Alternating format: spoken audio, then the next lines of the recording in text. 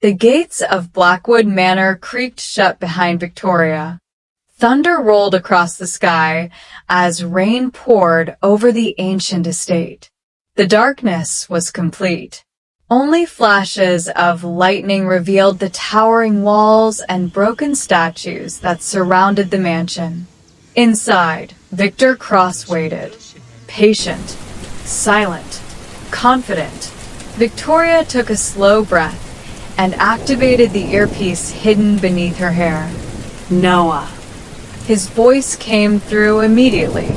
I'm tracking you. 3 guards in the east corridor. 2 more on the second floor. Victor is still in the grand hall. Victoria moved like a shadow through the abandoned mansion. Every step was careful, every breath controlled. The first guard never saw her. She slipped behind him, struck the side of his neck, and caught him before he hit the floor. The second guard turned just in time to see a black figure disappear into the darkness. By the time he raised his rifle, Victoria had already disarmed him. No gunshots. No alarms. Only silence. Meanwhile, Victor Cross stood beneath a massive chandelier listening. One by one, his guards stopped reporting. A slow smile spread across his face. So you've finally learned, he whispered. Richard Sterling's voice crackled through the radio. What's happening? Victor answered calmly. She's inside. Richard's voice sharpened. Kill her. Victor looked toward the staircase. No. This is between us. He switched off the radio. Across the mansion, Noah's voice suddenly became urgent. Victoria. Marcus Sterling just arrived with a tactical team.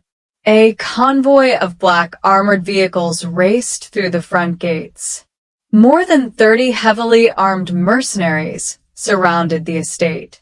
Sophia watched from the command van through drone cameras. They've sealed every exit. Victoria didn't hesitate. Small explosive charge from her belt and placed it against an old stone support pillar. 30 seconds. She walked away. DOM. The explosion shook the entire mansion. Part of the eastern wall collapsed, sending clouds of dust into the air. The mercenaries outside rushed toward the blast, exactly as Victoria had planned. While everyone focused on the explosion, she slipped deeper into the mansion. Finally, she entered the grand hall. Victor Cross stood alone beneath the broken chandelier. A pistol rested in his hand. In the other, he held her mother's silver necklace. He smiled. I knew you'd come. Victoria's eyes locked onto the necklace. I didn't come for the necklace. She slowly drew her pistol. I came for the truth. Victor nodded. Then ask your questions. For tonight, I'll answer every one of them. The storm raged outside as 2 enemies stood face to face, knowing that before dawn, one of their lives would be changed forever. The grand hall fell silent. Rain hammered against the broken windows as lightning illuminated the faces of Victoria Hale and Victor Cross. Neither of them lowered their weapon. For several long seconds, no one spoke. Then Victor slowly tossed the silver necklace onto the floor between them. It belongs to you. Victoria didn't move. I didn't come for memories. I came for answers. Victor gave a faint smile. You've spent 10 years believing Richard Sterling ordered the deaths of your parents. He did. But that isn't the whole story. Victoria's grip tightened on her pistol. What are you talking about? Victor took a slow step forward. The fire wasn't supposed to happen. We were ordered to bring your father in alive. Richard wanted Daniel Hale's encryption program, not his body. Victoria's heart pounded. You're told lying. many Lies in my life. Victor shook his head. This isn't one of them. He reached into his coat and pulled out a small encrypted flash drive. I've carried this for 10 years. It contains the original mission orders. Victoria stared at it. If Richard didn't order my parents to be burned alive, who did? Victor looked directly into her eyes. It was someone else. Someone Richard trusted more than anyone. Before he could say another word, bang! A sniper's bullet shattered the window and struck Victor in the shoulder. He stumbled backward, dropping the flash drive onto the marble floor. More gunfire erupted from outside. Marcus Sterling and his mercenaries stormed into the mansion. No witnesses. Marcus shouted, "Kill them both." The hall exploded into chaos. Victoria dove behind a stone pillar as bullets ripped through the walls. Victor, bleeding heavily, crawled toward the fallen flash drive. Marcus saw it. "Get the drive," he yelled. One of the mercenaries sprinted forward. Victoria rolled across the floor, grabbed the flash drive a split second before the mercenary reached it, and kicked him backward. Noah's voice crackled through her earpiece. "Victoria, the mansion is surrounded." Sophia added urgently, "I've found a hidden tunnel beneath the fireplace. It's your only escape." Victor looked at Victoria through the smoke. His breathing had become weak. "Go. That drive contains everything. Don't let them destroy it." Victoria hesitated for only a moment. Then she picked up her mother's necklace with one hand and the flash drive with the other. As flames began spreading through the ancient manor, she disappeared into the hidden tunnel. Behind her, Marcus's furious voice echoed through the burning hall. "Find her, no matter what it takes." Victoria Hale must not leave this place beneath Blackwood Manor. Its stone walls were damp, and the air smelled of dust and smoke. Behind her, explosions echoed through the collapsing mansion. Victoria ran without looking back. The flash drive was clenched tightly in her hand. It was the one thing Richard Sterling feared more than death. At the end of the tunnel, an old steel door slowly opened. Noah and Sophia were waiting beside a black SUV. "Get in," Noah shouted. The vehicle sped into the night, just as Blackwood Manor disappeared behind a wall of fire. An hour later, they arrived at the safe house. Noah immediately connected the flash drive to an isolated computer. The screen remained black for several seconds. Then a password prompt appeared. Sophia stared at it. "It's encrypted."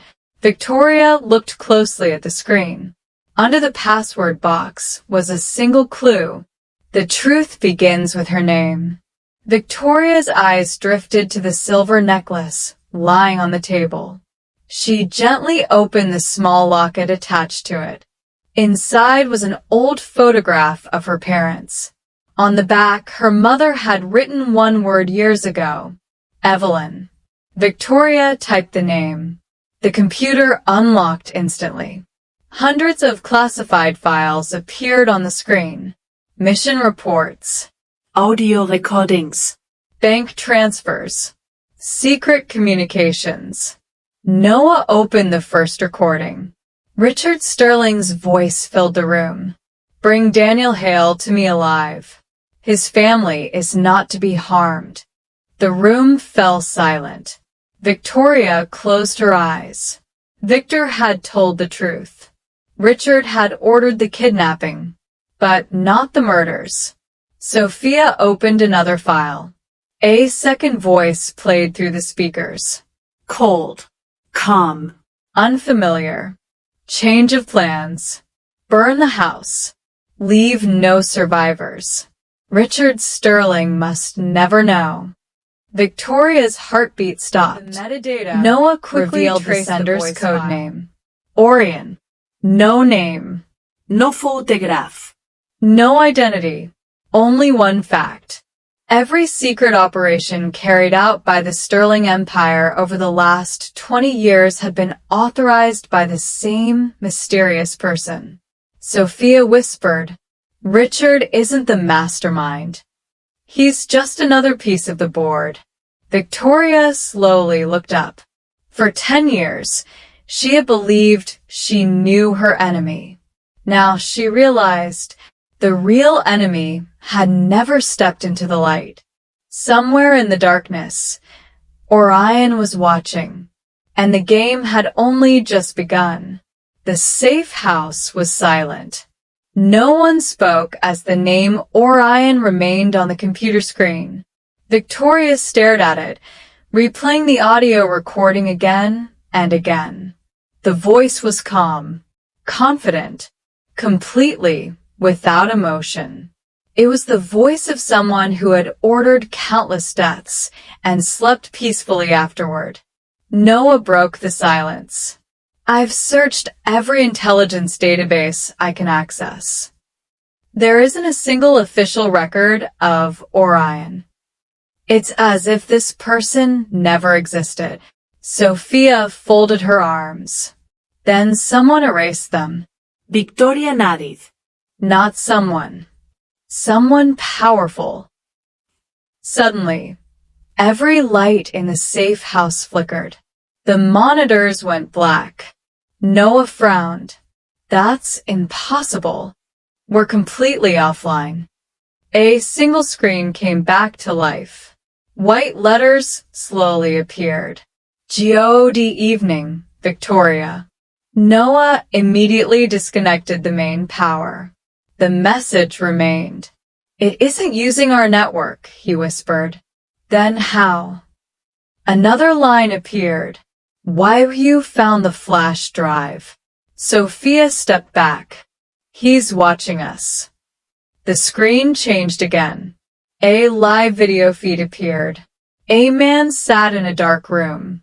Only his silhouette was visible. His face remained hidden in shadow. The familiar voice echoed through the speakers. Victoria looked directly at the "People screen. call me Orion. You You murdered my family." Orion was silent for a moment. Then he answered, No. "I simply gave an order." Victor Cross chose how to carry it out. Victoria's eyes narrowed. "Why?" Orion leaned forward slightly. "Because your father created something the world was never meant to see. He discovered a financial system capable of exposing every hidden fortune, every secret government payment, every criminal empire on Earth. If that program had been released, the world's most powerful people would have fallen overnight." Noah whispered, "This was never about one family. It was global."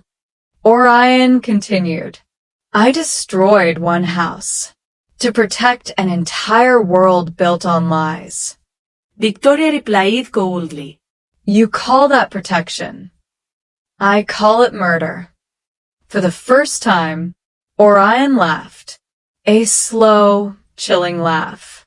"You're stronger than your father. That's why I need you alive."